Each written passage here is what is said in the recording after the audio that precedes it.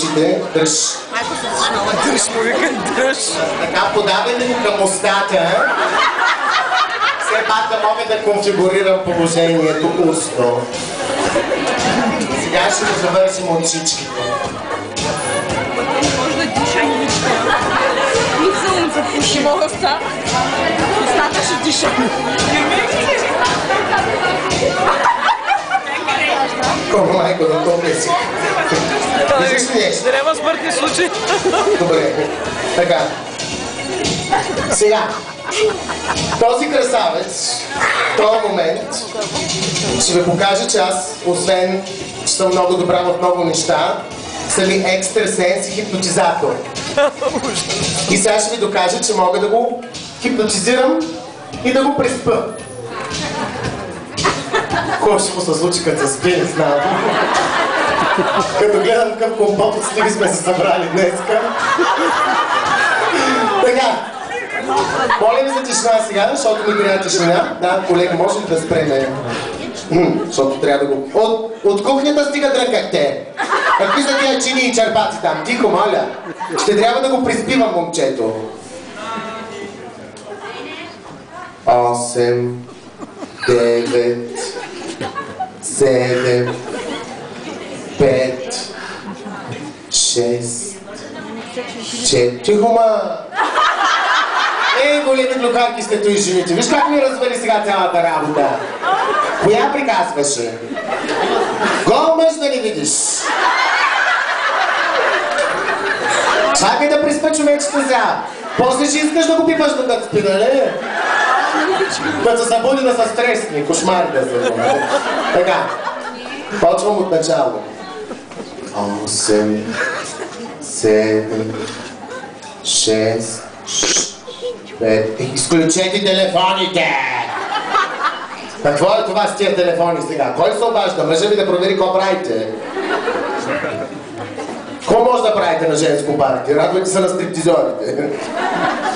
Той обаче вече дреми. Няма почвам от начало пак. 3, 2, 1... Спиш. И, скъпи дами, от тук нататък си имаме един спящ красавец. Навлизаме на територията на приказките. Всички знаете приказката за спящата красавица. Тази вечер, днес обаче си имаме една спяща краставица. Така. И в приказката, както знаете, когато красавицата заспяла, тя задремуцала и зачакала да дойде принца да я унодине, да я целуне и да я събуди. Днес имам 5 принцеси, които ще се опитат да събудят. Елате по-насам, принцесите. Да. Още някой, ако има желаещи, сега е момент, защото имах повече, ама те седнаха. Гладнички, милите, път са били от разграда тук да дойдат и отидоха да хапнат малко. Добре, някоя друга принцеса ще дойде ли? Коя? Добре. Ела принцеса. Тя малко кралица вече. Кралицата майка.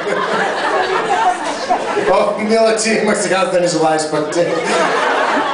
Ти като да гледам си изпълнена с желание. Добре, сега после ще запозная с вас, защото да ни чува в съня си вашите имена. Сега, следната задача. Имате възможността да го целуните поведнъж и да се опитате да го събудите. Където искате, мога да го целувате. Може сънете много да ни пипате, защото да не оберете краставиците. Да застанеш назад. Искаш на опашката. Рекох, че искаш назад да застанеш. Нищо чудно. Добре, ти си последната обаче, защото те сега, като видят, че ти идваш и като да знаят каква си, другите ще избягат. Когато остават самички. Добре, ако искаш се включа. Не, като остават самички, че да не избягат. Добре, няма да казваме на мъжа ти на любовниката. 2 години мъж не се виждала. Кога мъжиш, Айде, моля те!